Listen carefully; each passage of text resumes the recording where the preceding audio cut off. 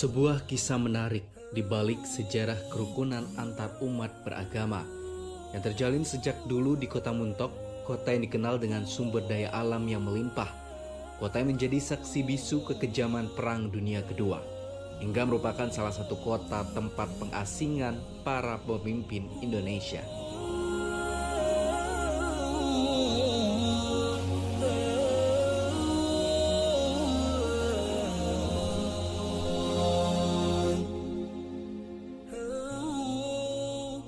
Di balik semua cerita tersebut, Kota Muntok merupakan salah satu pintu masuknya ajaran Islam di Pulau Bangka. Terbukti ajaran Islam di kota ini sangatlah kental dari sentuhan-sentuhan ulama yang membawa Islam ke negeri sejiran Setason.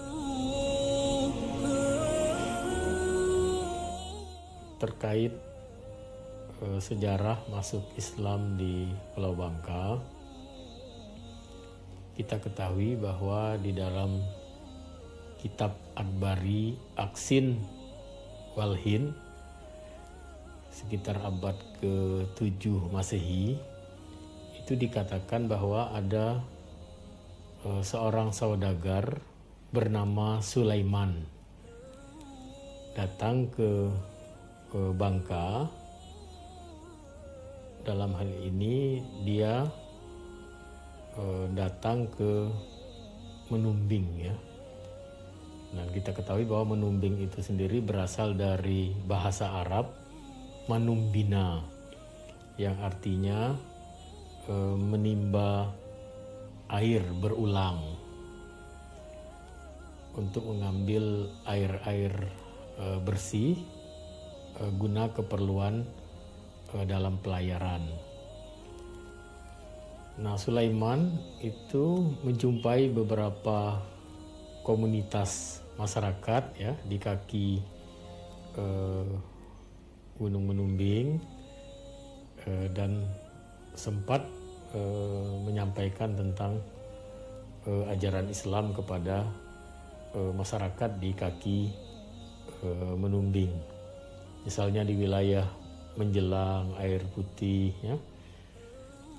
Nah, setelah itu Sulaiman, saudagar Sulaiman yang Islam ini melanjutkan perjalanannya ke kaki gunung yang kemudian diberi nama Gunung Maras. Nah, beliau juga menjumpai komunitas masyarakat penduduk ya di kaki gunung itu, dan pada saat itu masyarakatnya sedang mengalami awar ya. Awar itu kalau bahasa Bangka artinya penyakit ya. Penyakit menular dalam bentuk demam panas. Nah, oleh saudagar Sulaiman diobatilah masyarakat itu dengan perasan daun ya, perasan daun pisang batu dan daun mengkubung, sehingga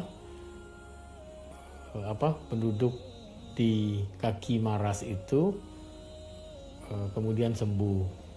Nah, masyarakat setempat merasa senang, makanya kemudian kan wilayah itu kemudian diberi nama dengan Maras. Maras itu dari bahasa Arab artinya senang ya, senang ataupun gembira. Itu asal muasal kenapa disebut Menumbing, kenapa disebut Maras, karena saudagar-saudagar Arab ya memberi tempat itu dengan nama bahasa Arab, berasal dari bahasa Arab. Nah, sebenarnya kan bukan hanya Menumbing, ada Menumbing, ada Kukus ya, ada Dulang Pecah. Jadi ada 3 gunung gitu ya. Kemudian ada Murut sampai ke Maras. Itu nama-nama gunung yang diberikan ya oleh orang-orang Arab ya, saudagar-saudagar Arab yang singgah di Pulau Bangka, dan sekaligus mereka memperkenalkan Islam ke Pulau Bangka.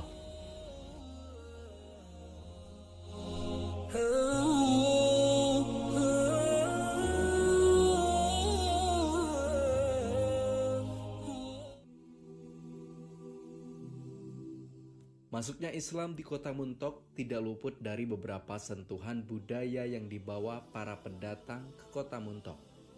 Mulai masuknya Kesultanan Johor, Kerajaan Minangkabau, dan Banten, kaum saudagar yang berlayar dari dan ke Selat Malaka singgah ke Pulau Bangka. Penyebaran dan dakwah Islam di Muntok kemudian dilanjutkan oleh Kesultanan Palembang yang pada saat itu dipimpin oleh Sultan Abdurrahman dengan masuknya para ulama-ulama besar ke kota Muntok.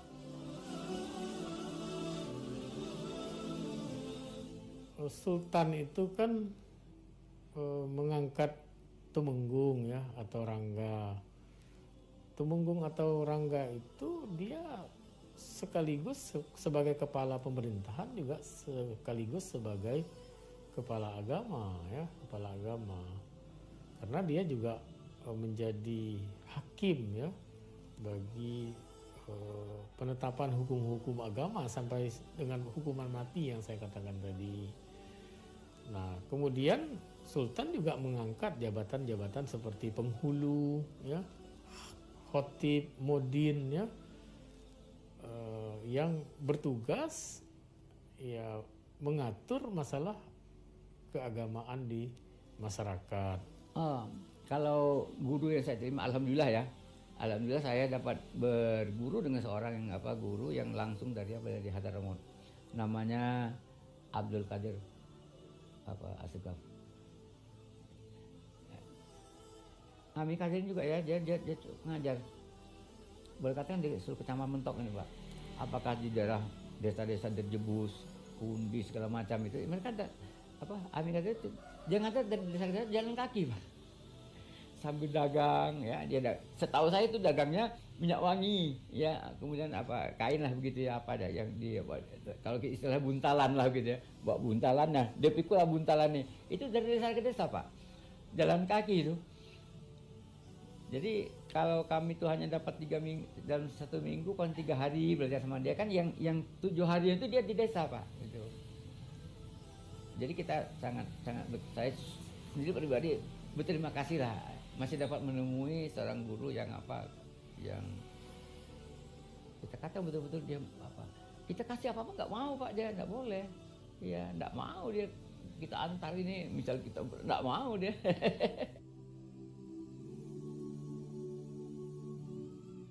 Habib Hamid bin Abdurrahman Assegaf merupakan salah satu ulama yang berasal dari Siwun, Hadramaut, Yaman, yang sangat berpengaruh mengajarkan Islam bagi masyarakat Muntok dengan dakwahnya sehingga dapat membesarkan Islam di Pulau Bangka. Hingga saat ini tidak sedikit masyarakat Muslim dari penjuru Nusantara berziarah ke makam beliau.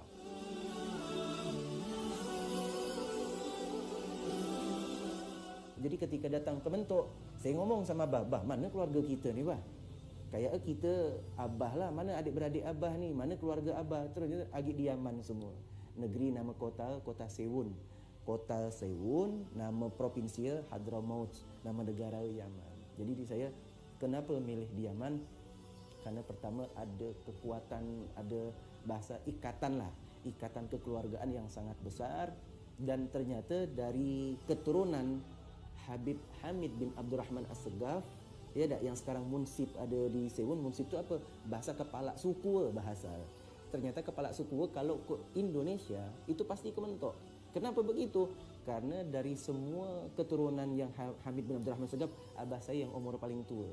Jadi mereka tuh takzim, mereka tuh bahasa tuh tata krama, datang ke yang tua, datang sini minta doa. Padahal beda umur berapa tahun lah. Tapi karena ini yang paling tua, mereka datang ke sini. Nah, yang saya tunjukkan foto tadi, ini kunjungan mereka nih. Ini kedatangan mereka tahun sekian nih. Ini mereka nengok mana kubur atuk yang ada di Mentok nih. Jadi kita datang ke sana pengen tahu sejarah tentang kita, mereka pun datang ke sini nyari tahu sejarah tentang keturunan-keturunannya. Jadi mereka buat tuh data-data. Datang ke sini yang pertama Habib Hamid yang kita buat acara ziarah itu dicatat Habib Hamid datang berapa tahun di sini, tahun berapa, anak ke berapa, istri dari istri Temenggung yang mana foto dia no. Jadi keluarga mereka yang di Yaman, keluarga kami yang di Yaman tuh tahu juga. Tahu dari mana? Yang di Mentoknya keluarga kita anak penasihat Temenggung. Mereka orang yang hebat. Islam kuat di mereka ada kebanggaan di situ untuk mengenalkan sejarah ke anak-anak cucu mereka. Maka tu kami buat juga acara ziarah macam ni untuk mengenalkan ke anak cucu kami ke depan. Inilah sebenarnya Kota Mentok, kota hidup Islam pertama kali. Habib Hussein bin Assegaf merupakan salah satu cucu dari Habib Hamid bin Abdurrahman Assegaf. Habib Hussein menceritakan kisah keseharian Habib Hamid bin Abdurrahman Assegaf yang rela meninggalkan keluarga Wuhan dan merantau ke Kota Muntok demi berdakwah dan menyebarkan ajaran Islam di Kota Muntok.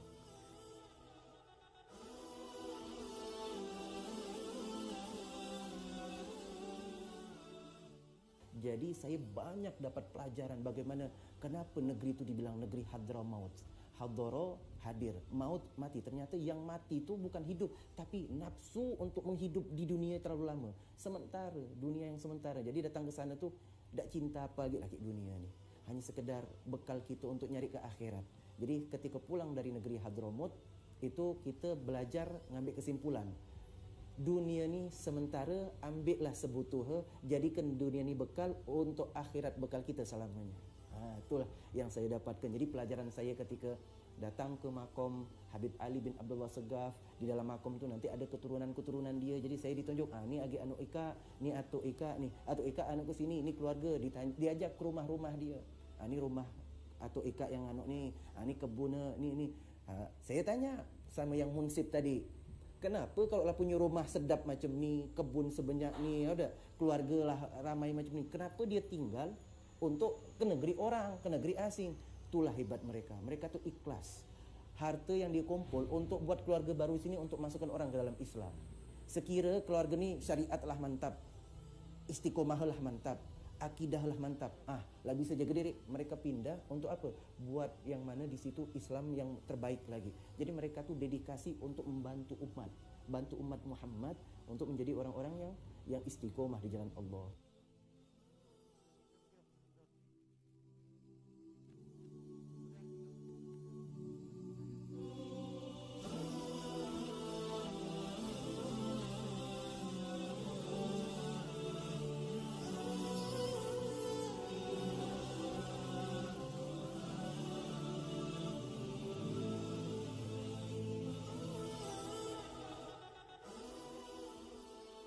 Perasaan saya ketika lah datang ke tempat situ, saya ngerasa kayak bukan di tempat orang, tapi di tempat keluarga sendiri. Cuman yang membedakan kita tu bahasa dialek. Ketika belajar bahasa Arab kita di Indonesia, itu bahasa Arab fushah, bahasa Arab dengan kitab-kitab Arab yang nahu, sorof. Tapi ketika sampai di sana, pelajaran bahasa Arabnya itu bahasa Arab Hadramut. Jadi Ishbrit, istibra, bahasanya sudah berubah. Jadi saya hampir sekitar 2 minggu saya tinggal dekat situ. Berapa banyak saya banyak pelajaran bahasa Arab baru. Saya ngerasa keluarga baru, tapi kayak keluarga sendiri. Akhirnya saya dibawa sama paman saya sebagai munsib Assegaf di sana, pemegang keturunan Assegaf Ali bin Abdullah sekarang. Karena kalaulah nama munsib, dia harus tahu di mana keturunan dari Habib Ali yang tadi makom saya tunjukkan tu foto. Dia harus tahu mana keluarga-keluarga. Kau ada keluarga di situ, kemana kau di situ, tu lagi anak kita di situ. Dia harus mengenalkan semua tu. Ni buku sejarah catatan yang awak harus pegang. Ni catatan ni yang buat karya tulis ni Habib Ali bin Abdullah tu. Dia punya murid di sini dikenalkan ya. Setelah dikenalkan, ditunjuk, ni magom yang tadi saya bilang. Makomnya ini namanya Habib Ali bin Abdullah Assegaf. Habib Ali ni punya anak ada 3. Yang pertama Abdurrahman, yang kedua Ahmad, yang sikutnya kalau salah Abdul Qadir, yang sikut lagi perempuan. Yang 3 ni, yang laki-laki kita ni kata dia dari keturunan Hamid Abdurrahman. Ada lagi keluarga kita yang di Palembang, Komplek Assegaf, dia dari keturunan Ahmad. Ada lagi Abdul Qadir ni tak punya anak. Jadi dari 2 ikut ni lah kita banyak keluarga di Indonesia kata dia. Jadi Ika tu dari kita, dari Abdurrahman, keluarga kita Assegafnya Segaf Adam kata dia. Ngapa digelar Adam?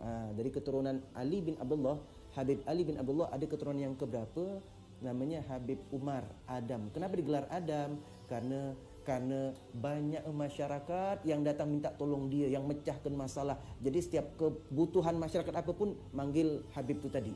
Jadi kayak Abul Ummah. kayak abahnya semua umat, kayak Nabi Adam. Nabi Adam kan abahnya semua manusia. Jadi beliau saking hebat ilmunya, saking kuat ilmu syariat, bisa memecah semua masalah. Masalah fikih kah, masalah warisan kah, masalah perceraian kah, masalah apakah. Jadi setiap ada orang masalah apapun, datang ke Qadhi. Qadhi itu pengadilan agama. Kata pengadilan agama, Kak masalah apa? Tanah warisan. Datang dulu ke Habib Umar Adam tuh. Kalau datang ke sana, selesai masalah Kak. Ternyata benar. Datang, duduk berdua, masalah tanah. Yang sikok gara-gara ada utang tanah dan nak bayar, yang sikok nagih utang karena tidak pernah dibayar. Duduk dua-dua di tanah. Kau tahu, jadi pertama kali yang diceritakan sama Habib Umar Adam ni tadi, dunia ni kecil. Jangan terlalu beribut dengan masalah harta. Jadi diceritakan tentang masalah dunia tu hina, jangan berebut. Selesai baru, apa masalah Kak? Jadi masalah orang tu lah tak cinta lagi sama dunia. Sedal Habib, ku ikhlaskan lah. Tak apa-apalah, ambil lah, tak apa-apalah, ku ikhlas. Makasih banyak. Jadi orang tu dah sampai ke pengadilan agama, kenapa? Lah selesai masalah di situ.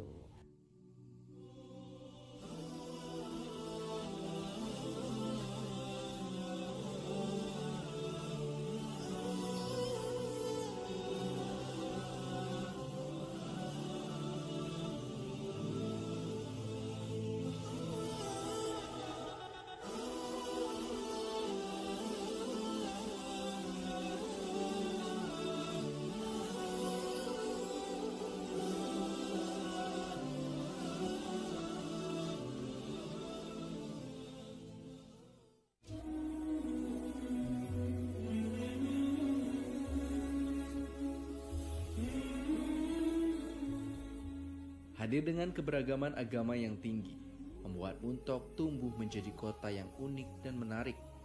Kehadiran beberapa etnis seperti Tionghoa, Melayu, dan Arab yang rukun hidup bersama dalam kawasan ini mewarnai kehidupan di ibu kota Kabupaten Bangka Barat. Sebuah kisah menarik di balik pembangunan Masjid Jami. Kisah tersebut ternyata juga bertanda bahwa kerukunan yang terjalin antar dua umat beragama ini memang terjalin sejak dulu kala. Masjid Jami dibangun secara gotong royong antara Muslim dengan non-Muslim, menjadikan Masjid Jami merupakan salah satu tempat ibadah tertua bagi umat Muslim di Kota Muntok.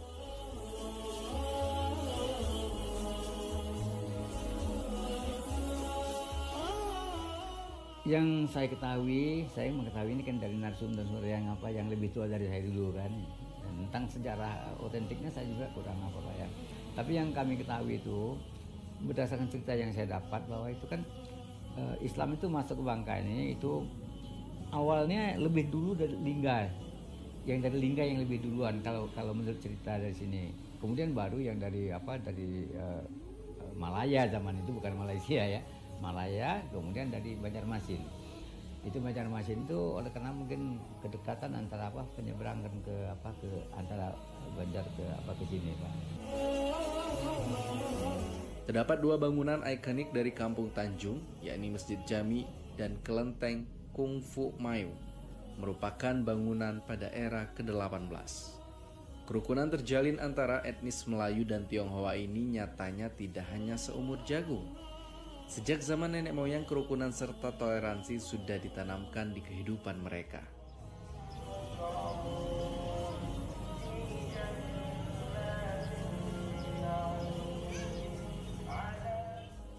Selang waktu pembangunan antara Kelenteng dan Masjid Jami memang terbilang sangat cukup lama. Dan beberapa bahan bangunan untuk Masjid Jami pun merupakan bantuan dari warga Tionghoa, dan membuktikan sikap toleransi beragama di Kota Mentok sudah ditanam dari zaman dulu.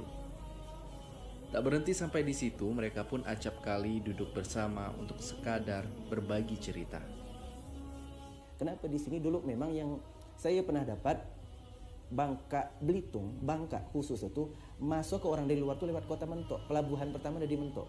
Maka di sini banyak suku, ada Cina, ada Arab, ada Melayu, ada Batak, ada macam-macam di sini masuk sini. Tapi kerukunan itu terjaga. Kerukunan. Dari mana kita tahu kerukunan terjaga tuh, toleransi begitu hebat? Kung Fu Miao Kelenteng sama Masjid Jami beratus tahun yang lalu lah hidupnya berdampingan. Masjid sama Masjid Jami, masjid umat Islam. Yang paling besar solat Jumat kami di situlah, Idul Fitri di situlah, Idul Adha di situlah, bersebelahan dengan Kelenteng. Kami solat Jumat, Kelenteng Barongsai, kami tidak pernah marah. Kami baca tahlil, kami baca maulid, di sebelah kina rebut asap masuk masjid. Tak pernah kami kan apa? Toleransi lah, kum dinukum waliyadin. Kami agama ika, agama kami. Jadi mengajarkan bagaimana hebat umat Islam nih. Toleransi yang luar biasa, keragaman yang sangat kami hargai, keyakinan yang kami pegang Islam. Orang nak berkeyakinan apapun terserah mereka, dengan kita hidup Bhinneka Tunggal Ika. Jadi kebudayaan, keragaman itu salah satu cagar warisan yang harus kita jaga. Nah, itulah yang kami dapatkan pelajarannya ketika kami belajar waktu di Yaman kemarin.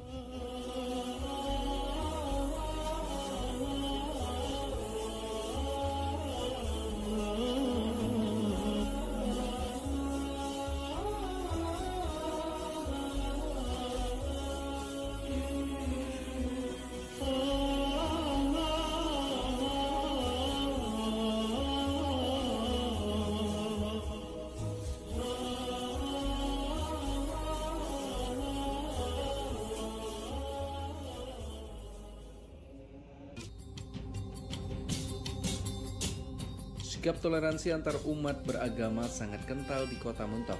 Kita bisa lihat dari salah satu peninggalan bangunan sejarah Masjid Jami dan kelenteng Kung Fu Maim, yang merupakan dua agama yang berbeda namun masih menjunjung tinggi toleransi antar umat beragama. Sehingga ajaran Islam yang telah dibawa para ulama terdahulu membuktikan indahnya keberagaman umat beragama, yang menjadikan Muntok merupakan salah satu saksi bisu sejarah peradaban yang ada di Indonesia.